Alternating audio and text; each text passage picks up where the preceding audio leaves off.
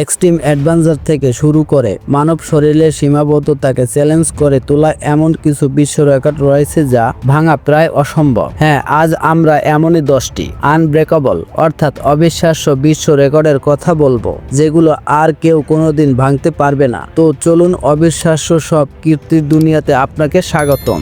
শুরু করা যাক এমন একজন বিস্ময়কর মানুষ দিয়ে, যিনি নিজের দুঃসাহসী কীর্তির জন্য বিশ্ববাসীকে তাক লাগিয়ে দিয়েছে।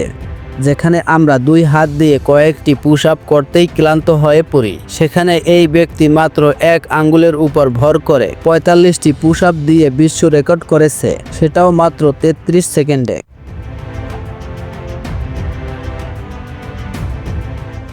আজ আমরা দেখাবো এমন এক অবিশ্বাস্য ঘটনা যা আপনাকে ভাবতে বাধ্য করবে যে মানুষের সীমাহীন সম্ভাবনা কোথায় গিয়ে পৌঁছাতে পারে। একজন বাচ্চা অবিশ্বাস্য ফ্লেক্সিবিলিটি এবং শক্তি দিয়ে যে রেকর্ড তৈরি করেছে তা সত্যি অবাক করার মতো।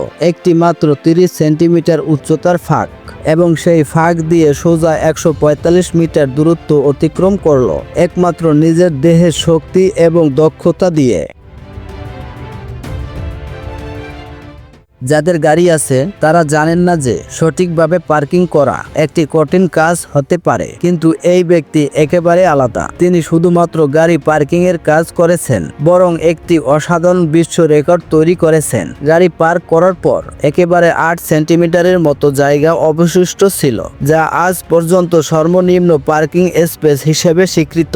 এই অসাধারণ পার্কিং দক্ষতা বিশ্বকে চমকে দিয়েছে এবং নিশ্চিত করেছে যে কেবলমাত্র পার্কিংই নয়, একজন দক্ষ ড্রাইভার আরও অনেক কিছু করতে পারে। এই ট্রাকটি তো মাটিতে চালানোর চাইতে শূন্যে ভাসতে যেমন বেশি কমফোর্টেবল ভাবা যায়, এই ব্যক্তি পুরো একটি গ্রাম তৈরি করে ফেলেছেন শুধুমাত্র তার উপর দিয়ে 379 ফুট দূরত্বে একটি পিকআপ ট্রাক চালানোর জন্য। আর এখানে রেডবুলের অবদান তো এক কথায় অসাধারণ। রেকর্ড করার জন্য তারা সবকিছু করতে প্রস্তুত ছিল।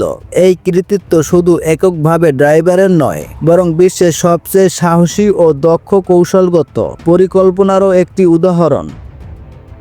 একজন প্রফেশনাল রেসিং ড্রাইভার যার পা বা হাত নেই, শুধুমাত্র পা দিয়ে 172 মাইল প্রতি ঘন্টা গতিতে ড্রিফটিং করতে পারেন। এটি সত্যিই অবিশ্বাস্য, কিন্তু এই ব্যক্তির দক্ষতা এবং সংকল্প প্রমাণ করে যে কোনো সীমা নেই যদি ইচ্ছা শক্তি প্রবল হয়। তিনি বিশ্ব রেকর্ড তৈরি করেছেন, যা আমাদের শেখায় যে চেষ্টা এবং অনুশীলন দিয়ে সবকিছু সম্ভব।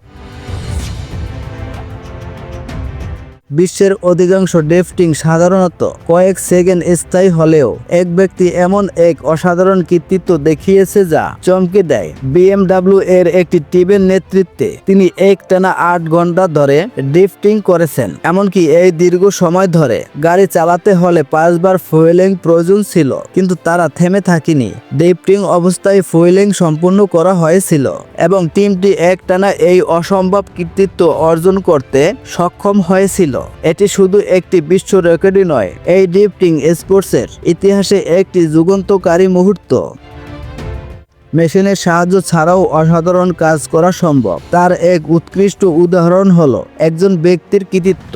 একজোড়া স্কি দিয়ে তিনি 253 মিটারের বেশি শূন্যে ভেসে গিয়েছেন, বরং এটি এক অবিশ্বাস্য রেকর্ড।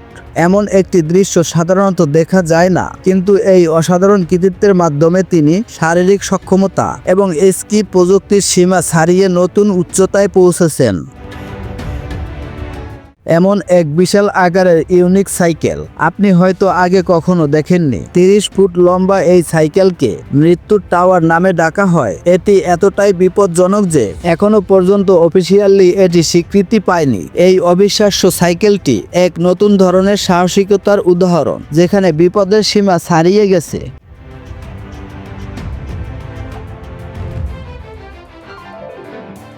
রোলার কোস্টারে উঠলে সবাই সাধারণত সিট বেল্ট বেশ কয়েকবার চেক করে নেয়, কিন্তু এই ব্যক্তিটি নিরাপত্তা ব্যবস্থাকে যেন উপেক্ষা করে শুধুমাত্র তার স্কেচ ব্যবহার করে রোলার কোস্টারের লাইনটিতে উঠে পড়ে। তাকে দেখে মনে হয় যেন সে পুরো লাইনটা অসম্ভব গতিতে দৌড়ে 2 পায়ের উপর ভর দিয়ে রোলার কোস্টারের মতো ঘুরে বেড়াচ্ছে। তার এই সাহসিকতা এবং দুর্দান্ত দক্ষতায় সে একে একে রেকর্ড ভেঙে নতুন এক দৃষ্টান্ত স্থাপন করেছে। এজন্য রোলার কোস্টারের ইতিহাসে এক নতুন অধ্যায়, যেখানে ঝুঁকি এবং সাহসের মিছিলে সৃষ্টি হয় এক মহাকাব্যিক রেকর্ড।